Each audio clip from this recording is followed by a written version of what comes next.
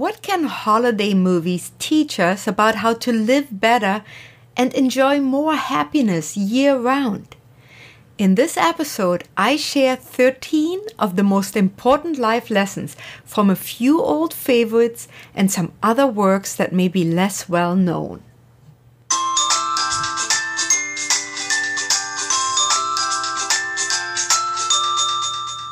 Hi, my name is Biggi Fraley. I'm the Arthritis Coach.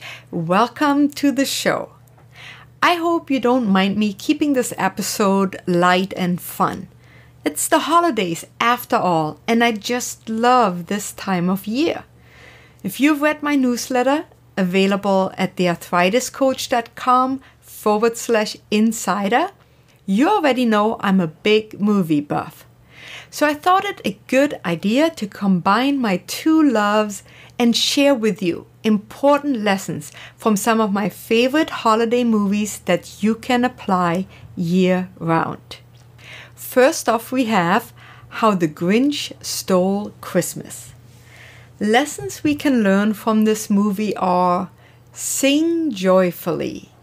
Before he had his change of heart, singing was what the Grinch liked least of all. Surround yourself with the music of the season and sing along. Resist commercial pressures. The Grinch learned that Christmas doesn't come from a store. Focus on the true meaning of the holidays by sharing time with loved ones and looking for ways to make others happy. Let your heart grow bigger. Dr. Seuss suspected that the Grinch suffered from a heart 2 sizes too small. As soon as it grew 3 sizes larger, he brought back the toys he stole, put everything right, and got to love his new friends in Whoville. Next, my absolute favorite that I make sure to watch every year is It's a Wonderful Life. Recognize that one person can make a difference.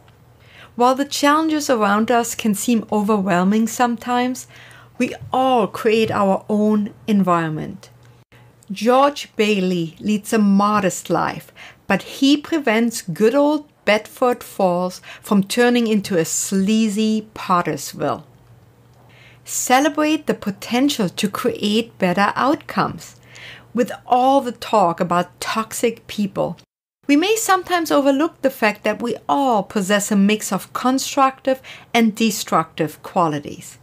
By appealing to the good in people, George helps them to succeed in every walk of life. Welcome help from others. As powerful as George is, he still needs Clarence, the angel, to help him through a rough night.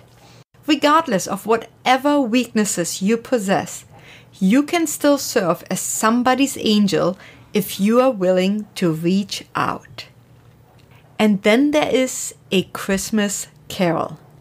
Now, what can we learn from this movie? First, you can teach old dogs new tricks.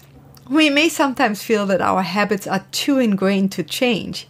Scrooge proves that a life of stinginess can give way to one of kindness even late in life. Pay attention to your dreams. We spend about 1/3 of our life sleeping. Put that time to good use by listening to what your dreams may be trying to tell you. Come to terms with your past. Recognize the unhealthy patterns that get between you and greater happiness. Scrooge's greed cost him his first love. You may need to become more generous to transform your own relationships. And become more resilient. The Cratchit family remains cheerful in spite of their poverty. Tiny Tim appreciates his blessings even though he's poor and crippled. If we bear our hardships with patience, we can protect our peace of mind. And here are just 3 more lessons from some other holiday programs and movies. Number 1, focus on others. Steven Spielberg's cartoon Pinky and the Brain is about more than a laboratory mouse trying to take over the world. The friendship between the two mice shines through when Pinky writes to Santa, saying it's okay to forget about him and just give Brain what he wants. And number 2, work for world peace. The true story of the 1914 Christmas truce is captured in Joyeux Noël. If German, French, and Scottish troops can call a ceasefire on one Christmas Eve, maybe we can all be more peaceful. And number 3, believe in Santa Claus. Miracle on 34th Street looks like it was ahead of its time in questioning consumerism. It's also timeless in affirming the importance of faith. Plus, it may offer the best legal argument for believing in Santa Claus. Many of us look forward to watching our favorite holiday movies and specials each year. It's a great way to revisit the inspiring messages and share them with our children. I hope you enjoyed the holidays and this episode. A new year is just around the corner, and starting next week, we'll get serious about your New Year's resolutions and the changes you are hoping to make next year.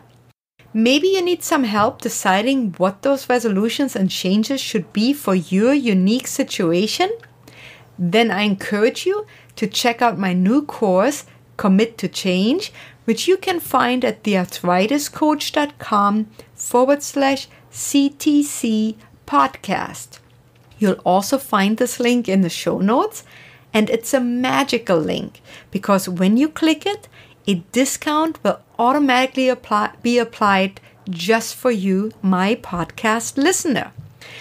You know, this course is truly fun, yet effective, and it will help you stop negative self-talk, remove obstacles to your success, and gain clarity. And with that, you will know exactly what action to take daily. So don't miss this opportunity and start the new year out right. And as always, if you enjoyed today's show, please do share it on your favorite social media outlets and join me next week for the latest episode of the Arthritis Coach podcast, available every Wednesday morning at 4 a.m. Pacific on your favorite podcast channel. Until then, take care and have a happy new year. Bye-bye.